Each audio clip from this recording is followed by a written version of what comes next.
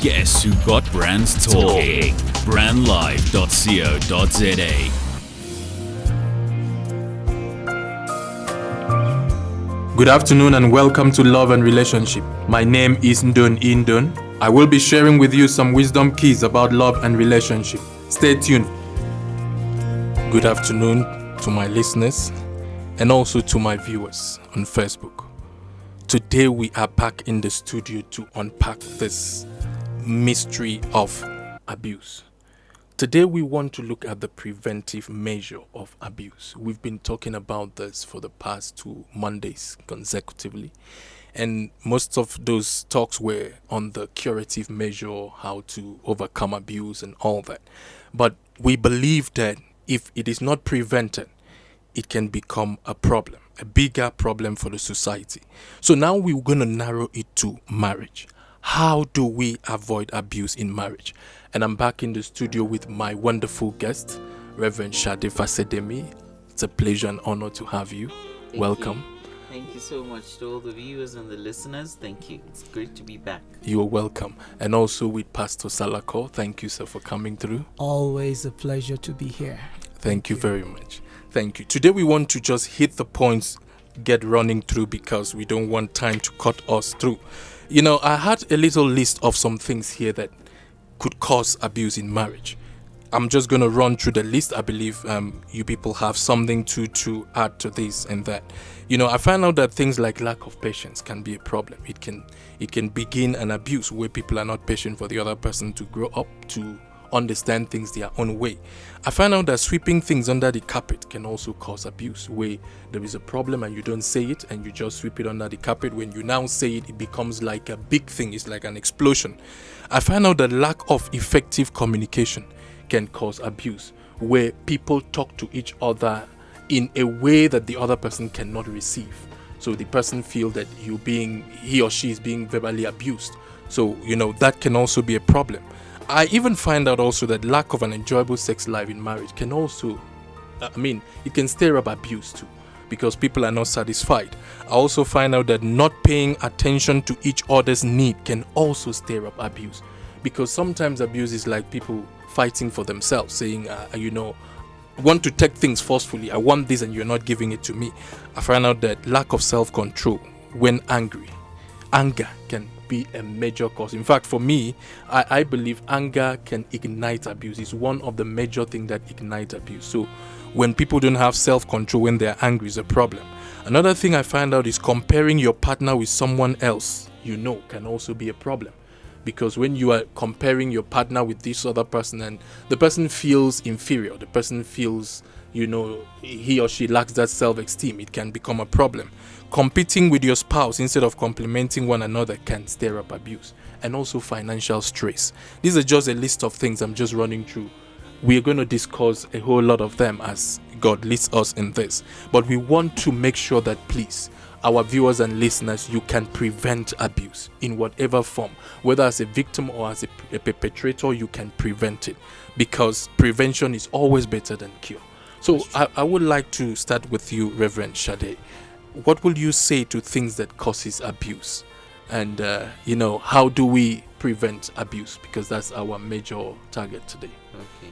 I believe a whole lot of issues around behavior, your background, your previous experiences, the state of your emotion, your spiritual temperature, what can you handle, what can you handle.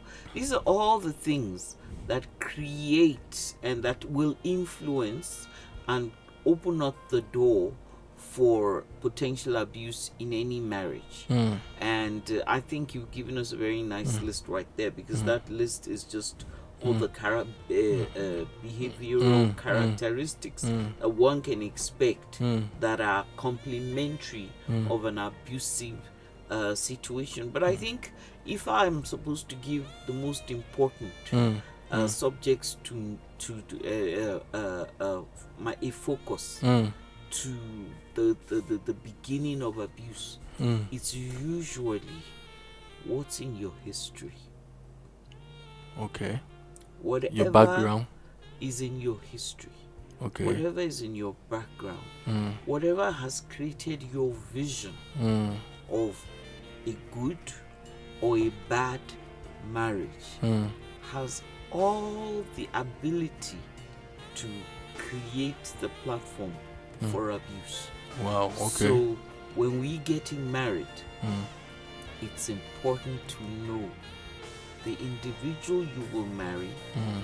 and understand their history. Yeah, history. Wow, well done. That's well said.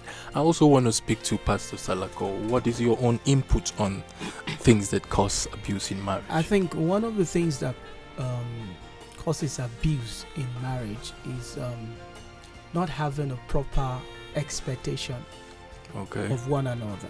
Okay. A lot of people believe that when I get married, this man, this woman is going to solve Mm. all my problems. Yes. Mhm. And when they get into marriage and they find out that the expectation is not met, Mm. then aggression begins to, disappointment begins That's to true. set in. That's true. So we need That's to true. have a right perception of things, Of things, and to yeah. have proper expectation. Mm. Don't Mm. over expect Mm. from your spouse, Mm. because everybody has got their weaknesses and their Mhm. strength. Yes. Yes. So when you are going into a relationship, Mm. understand that this man, this woman Mm-hmm. has his bad side and has his good side, Mm. and see things from that perspective, so that you don't get highly disappointed. Mm. Mm. That's number one thing I will say. Mm. The second thing I will say is, in a relationship, we need to build boundaries. Mm. Okay. We are two different Mm. individuals in this relationship, Mm. and we have our right, Mm. we have our likes and our dislikes, Mhm. and that needs to be communicated and respected. Mm. Because I'm married to you does not mean that you should overlook Mm. what Mm. things that are dear to me and just run over them. Mm. We need to have boundaries. We need to know this man doesn't like this kind of thing. This woman doesn't like, and I respect that. And when we begin to, have that boundaries with in that, our relationships, going to help us to prevent abuse. And the okay. third thing I will say is lack of understanding our roles in marriage. For instance, a man that is maybe providing for his household, I mean, that's your job. Don't make it a big deal, and don't make it a song and singing to your wife or to your children that I'm the one. For crying out loud, that is your role. So understand it is a privilege, embrace it, and don't make it something that you smack on people's face and all that, and feel because you do that people should worship you. Wow. No, it's my role, and it's a privilege that I'm doing it. So when people understand their roles in marriage, it's going It can to also help. prevent abuse. Wow, what a wonderful contribution we've had today. Reverend Shade spoke about background, and you're speaking about wrong expectation and knowing your role. And I also think that to add to this, another thing that can also be a problem is taking each other for granted. Where a couple have been married, the way the person was special to you before the marriage is now something that you kind of overlook, and you can't see the blessing anymore the way you saw it before. A lot of times people get used to each other. I don't even know what happened. I mean, it's like maybe some people go for the physical look. So when they get the physical, the body of the person, they now get used to the person. But we want to say to people today, look for the blessing that is in your spouse. There is a character, there is a blessing in your spouse, which you can hardly find somewhere else. Value that, cherish that, because some people always think that, even if you leave, I can find someone else. It's just about the physical. So we are not meant to take each other for granted. If we can value each other alongside, having a proper expectation, because that expectation too is a very powerful thing. Because when you over expect, it becomes a problem. Yeah. You are not marrying a god. You know, one man said that if he wants to interpret what some women are looking for, they're looking for another god, you know, a supplier, you know, and then the men are looking for a kind of model, someone they use to show up, you know, to their friends and all that. Those are wrong expectations, and it causes problems. So I would like to take a short break quickly, and we'll be back to continue this. We have so much to share with you, and we believe that this is the right time for you to connect and understand these things before it manifests. Because I said before, I believe that, you know, when people don't know the right characters to manifest, they can ignorantly be a victim or a perpetrator of abuse. Yes, because sometimes you're fighting for yourself, but you don't know how to fight. So please, listeners and viewers, stay connected today. For those on Facebook, we will keep discussing these things. Thank you.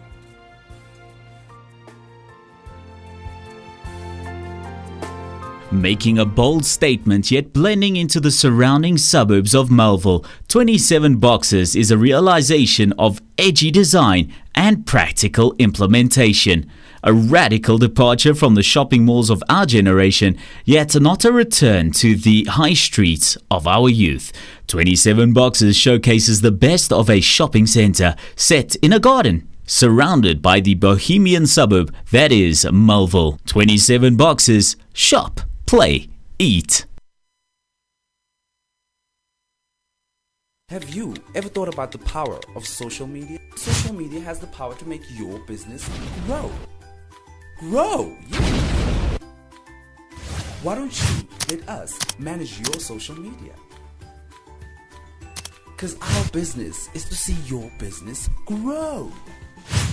Visit us at www.bstownmedia.co.za.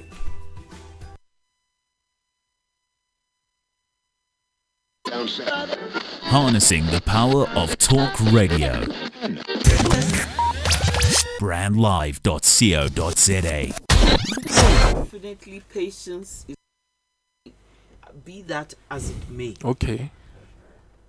If two people come together, always focused on how can we stay in agreement, there will never be a need Okay. for abuse. That's true.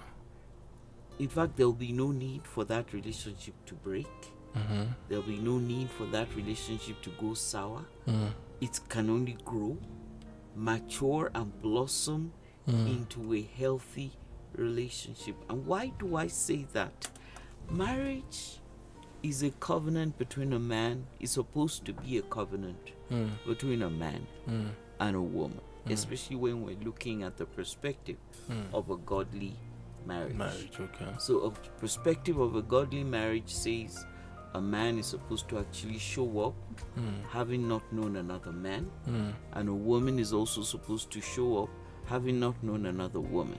Okay. And then they couple together in intercourse and in intimacy and all the communication, irrespective of the customs, the legal boundaries, whatever.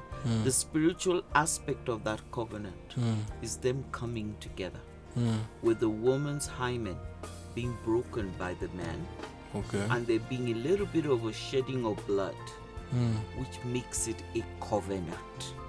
Okay. Now, a covenant is a relationship between two parties that says, until death do us part. So God's original plan for marriage is for you to live and cleave together until death do us part. Now, do we have God's perfect situation running around now? Not necessarily. But it doesn't change the fact that that was God's original plan. Okay. Okay. Okay. So now, everything tells us that God wants you together. Now, if you can focus on God's plan of togetherness, it overrides every That's obstacle That's true. that will come after. That's true. So what are we saying? the most important key for me is the key of agreement. So if you can establish unity in that marriage, you'll have time for patience. You'll be able to take care of confrontations without falling apart. You'll be able to agree to disagree. Communication will become smooth or smoother as you learn to work with one another. Because you are in agreement, you are seeking to satisfy one another sexually. So you don't superimpose your sexual desire over your partner. You're seeking to satisfy your partner sexually, and you're seeking how your partner will satisfy you sexually. The individual needs. You're looking for, how can we have agreement when you don't care about my needs? No. But once we have agreement as a focus, you will care about what I need. You wake up in the morning and say, Lovey, my babes, what is it that you'd like for today? What would make you happy today? And the other person is also looking for what would make you happy today. Now, you don't need any rocket science to tell you that if that's the objective of this relationship, that relationship will only grow from strength to strength. You talked about self-control and anger. That is no longer needed as a major issue. Why? Because the need to please one another will take away the frustration of anger, because you won't be working on getting angry and repeatedly talking about I always tell you, you are forever. That is no longer a focus in your marriage, because anger and lack of self-control is a fruit of someone who is seeking only theirs. And then finally, comparison of your spouse to one another. No. If you are seeking unity in this home, if you are seeking agreement in this home, there's no rocket scientist that needs to tell you that comparing me with this woman is not unity, because that woman is not in this marriage. I am in this marriage. Or comparing you with some other man who is not in this marriage is here. If my dream was to marry that man, then I should be married to that man. If your dream was to capture a woman like this, then you should have met that kind of woman and married that person, instead of deceiving me into marriage and now wanting to convert me into this other woman that you know. So when we look at all that, I find out that the most important key for me is the key of agreement, the key of walking together in unity. No, that's very interesting. Even the Bible talks about the cleaving. I say the cleaving part is where couples have a problem. Some have left their parent, but they cannot cleave. And for me, that's when I wrote my second book, Living as One. Living as one is the process of cleaving.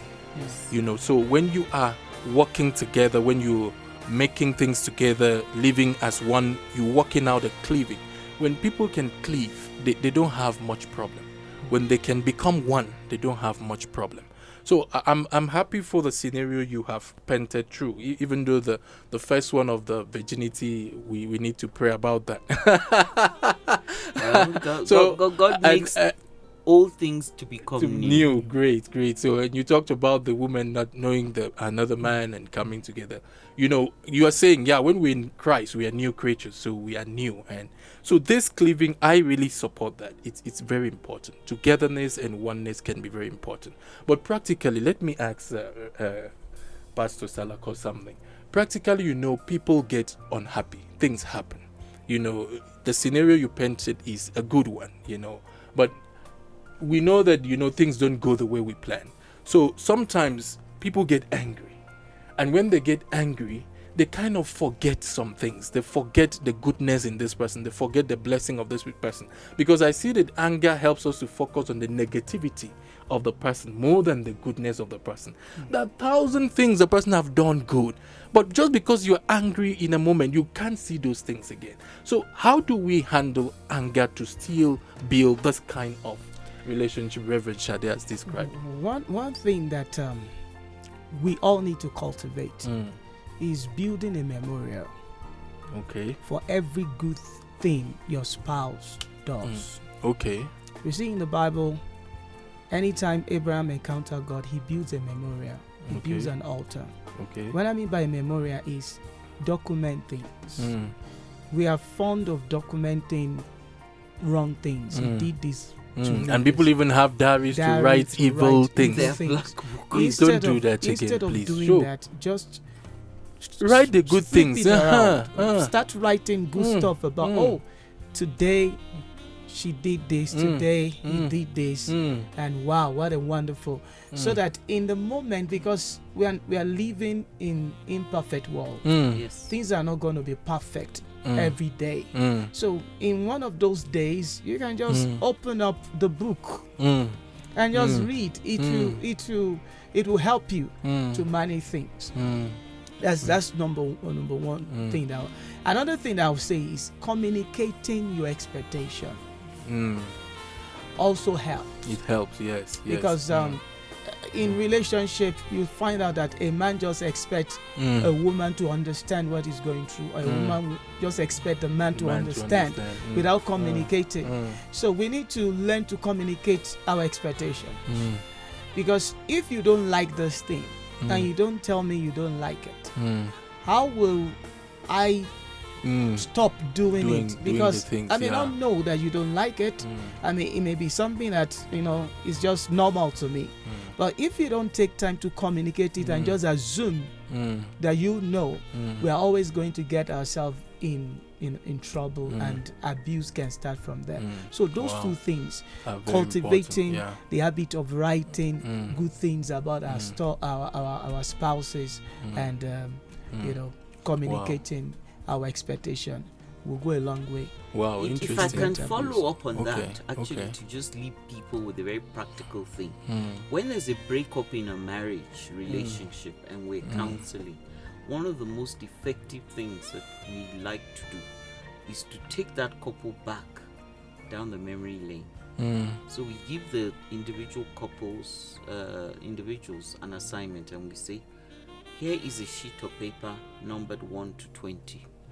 Today, at this session, spend the next 10 minutes and write the first 10 things that you liked about the spouse that made you think this is the person I want to marry. And then by the time they write number 3, initially when they come in, they make you think this person is straight from hell. Mm. By the time they've written number 3, Yes. number 4, number 5, Mm. in fact, initially they may say, I can't find any good thing. But by the time they get start to number writing. 3, number 4, number 5, they They suffer. see. By the time they get to 10, you ask that question, you say, based on these 10 things, are you really serious this guy needs to be divorced? Or this woman needs to be sent out of your home? If they say, we don't know, these things have changed, then we now ask and say, how is it that marriage to you has converted these 10 things that they no longer exist? Do you think you are responsible, or do you think it's purely them?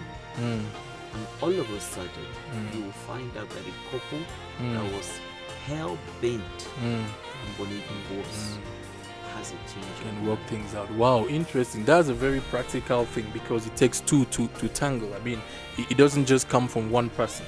So our listeners and viewers, because of time, we will be wrapping up here. But the good news is that we can stop abuse.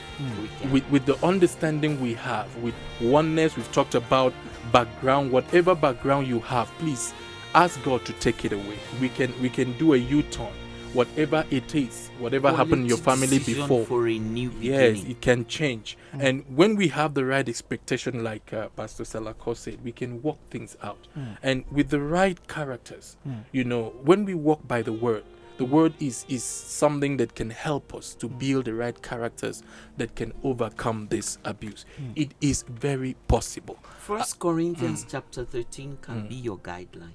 Yes. In any marriage, you don't even need any other scripture. You just need to say every day concerning your marriage, between 1 Corinthians chapter 13 verse 3 to 11 or 12, you read this as a creed between the the two of The you, two of you. and you find out that it you can really help. overcome every problem.